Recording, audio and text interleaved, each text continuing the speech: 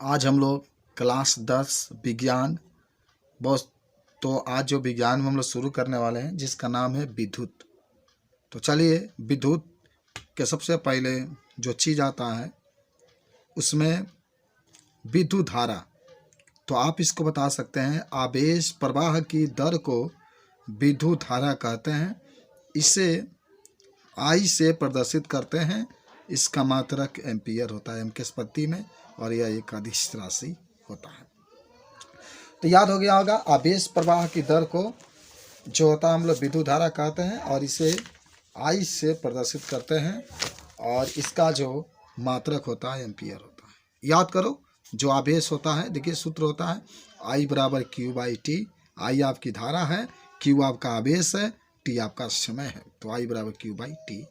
Q को आवेश कहते हैं, टी को समय। एक होता है वैद्युत धारा आई बराबर, ये देखिए क्यू को आवेश कहते हैं, समय को टी कहते हैं। अब आपसे एक प्रश्न बहुत बार बार पूछा जाता है कि 1 एम्पियर की परिभाषा क्या होती है।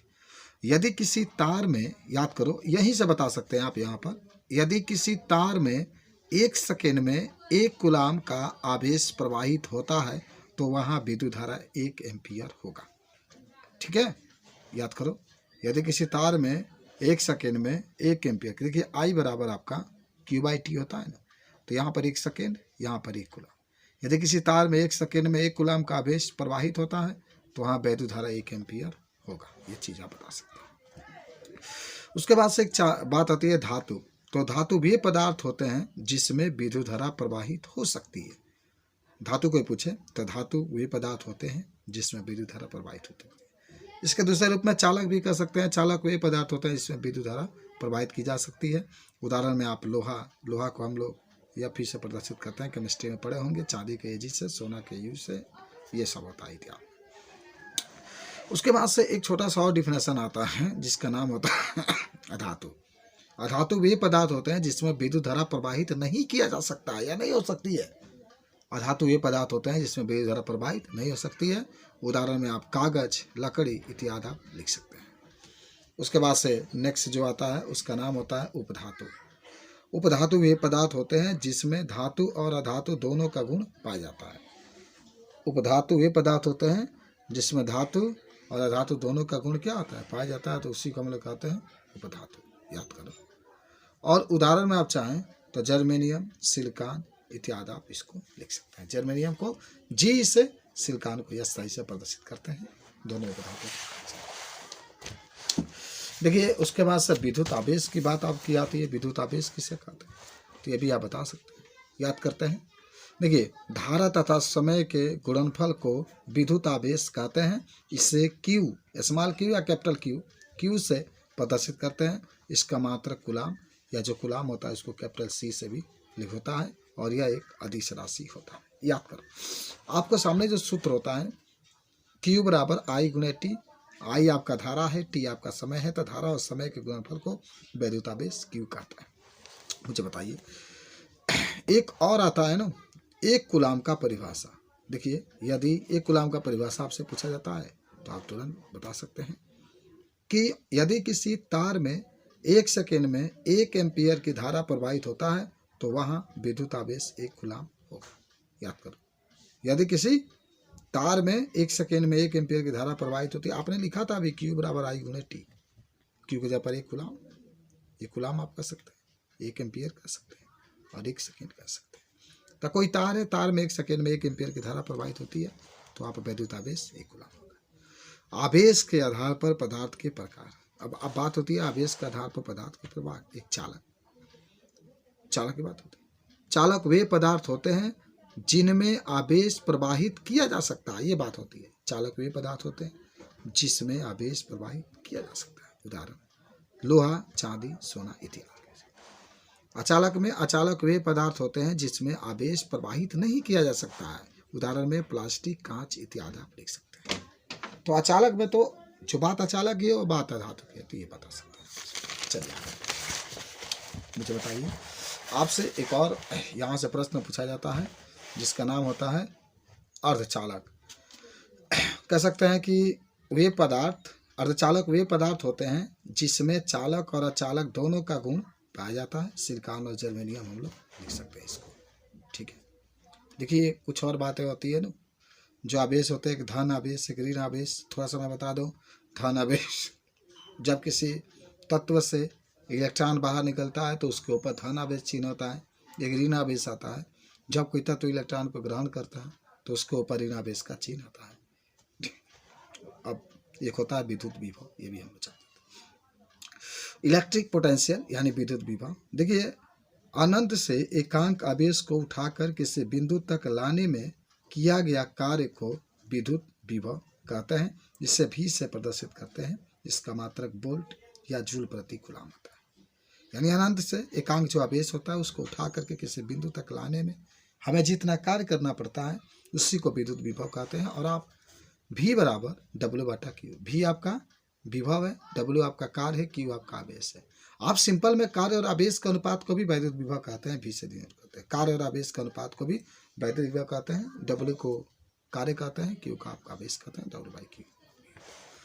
उसके बाद से एक चीज आता है एक वोल्ट का परिभाषा। एक वोल्ट का परिभाषा की बात करें तो आप कह सकते हैं कि एक वोल्ट के परिभाषा में कि अनंत से एक कूलम आवेश को उठा करके किसी बिंदु तक लाने में यदि 1 जूल कार्य किया जाता है तो वहाँ विद्युत विभव 1 वोल्ट होगा। कितना आसान है। अनंत से जब आपने कहा, यहाँ से देखिए 1 कूलम की बात होती है ना, अनंत से 1 कूलम आवेश को उठाकर किसी बिंदु तक लाने में यदि 1 जूल कार्य किया जाता है तो वहाँ विद्युत विभव 1 वोल्ट होगा। आप चाहें तो ऐसे लिख सकते हैं, 1 वोल्ट बराबर 1 जूल/1 कूलम लिख सकते हैं ना।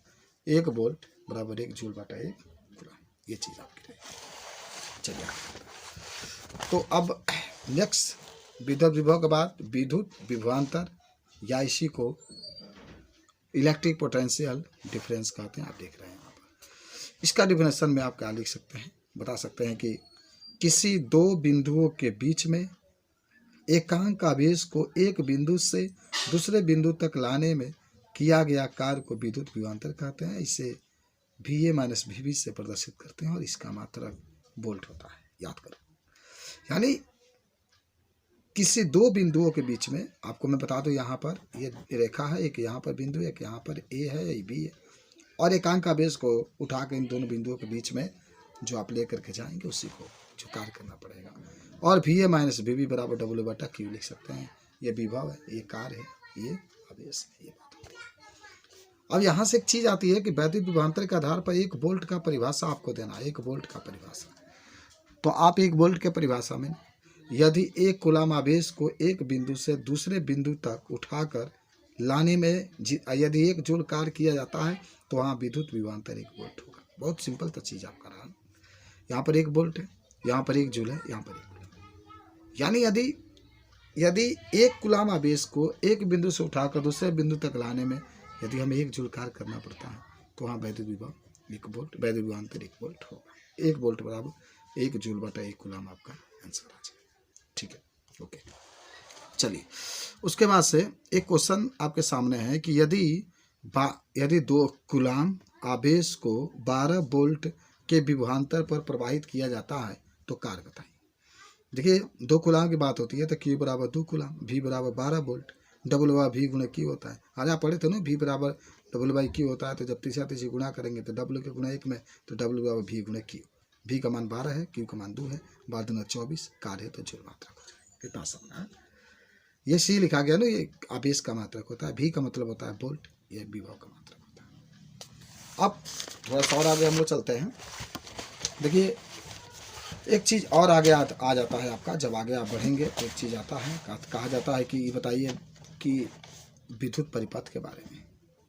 तो आपको एक छोटा सा चीज़ इसमें याद रखा जाता है विद्युत परिपथ के बारे में कि विद्युत स्रोत के विभिन्न घटकों से होकर विद्युत धारा के बहने के गुण को या बहने वाला जो पथ होता है उसी को विद्युत परिपथ कहते हैं। यानी विद्युत परिपथ का मतलब तमाम प्रकार के उपकरण को लगाते हैं तो धारा बहता है, विद्युत परिपथ कहते हैं। अब आपको बता दें विद्युत परिपथ के घटक, यानी विद्युत परिपथ में क्या क्या होते हैं जरा देखिए।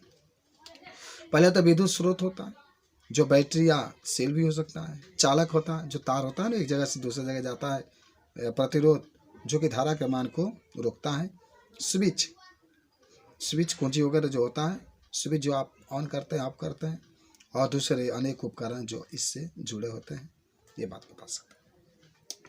उसके बाद से एक चीज़ आता है विद्युत परिपथ के आरेख कैसे क्या होते हैं। थोड़ा सा मैं आपको बता दूं, जो विद्युत परिपथ होता है उसका आरेख की बात जब हो रही है तो देखते हैं। देखिए ये कुछ चीज़ें इसमें दिखाई गई है ना, विद्युत परिपथ आरेख कैसा होता है। यहाँ पर अवयव, यहाँ पर प्रतीक। विद्युत सेल है, इसका प्रतीक देखिए ये प्लस होता है, एक -2 टर्मिनल इसमें होता है।